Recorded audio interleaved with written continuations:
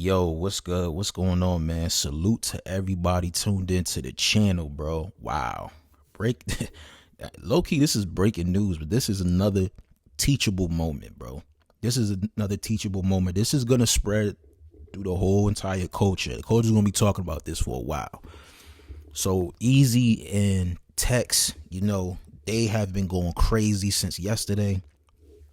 Pretty much the whole weekend. And now it's checkmate. It's pretty much over. There's really nothing else that you can say or do.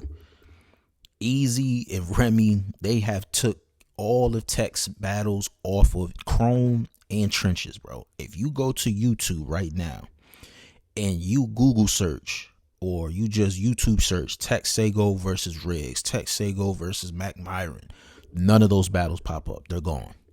They're gone. They're completely gone off of the channel, bro. And this is the shit that I'm saying, bro. The unprofessionalism, not thinking things through.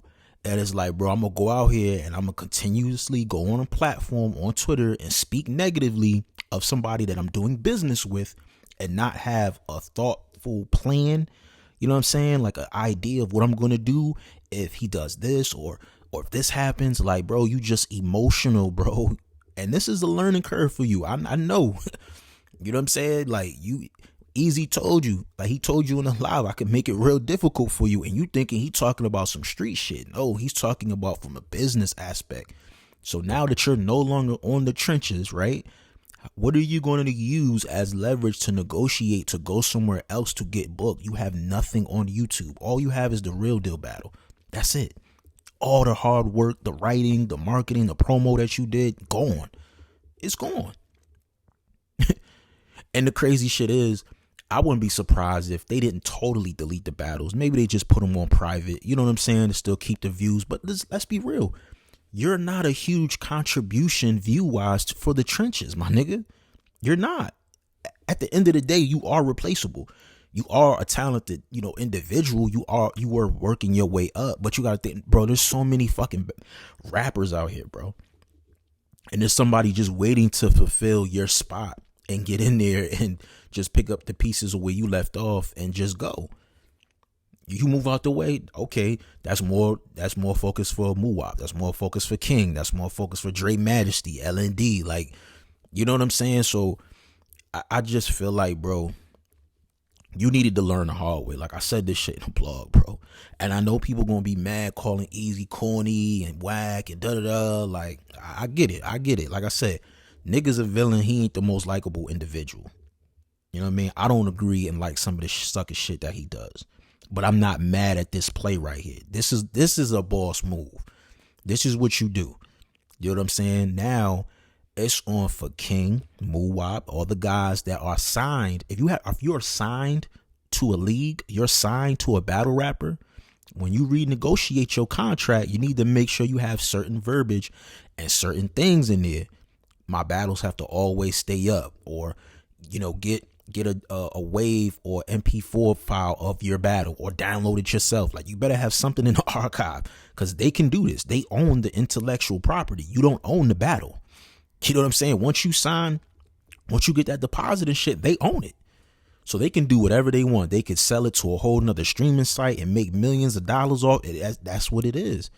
You know what I'm saying? Until you get to a certain prestige and you can negotiate and, you can get certain leverage for future endeavors.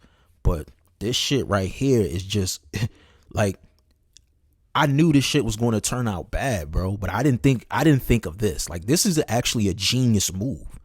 This will kind of get everybody in line. Like, all right, y'all niggas think this shit is a game? Boom. You know what I'm saying?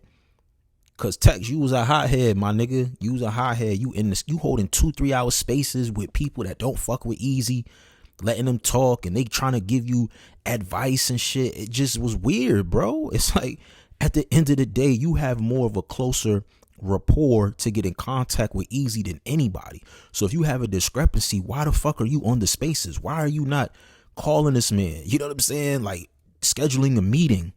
Like, it just don't make no sense. It doesn't.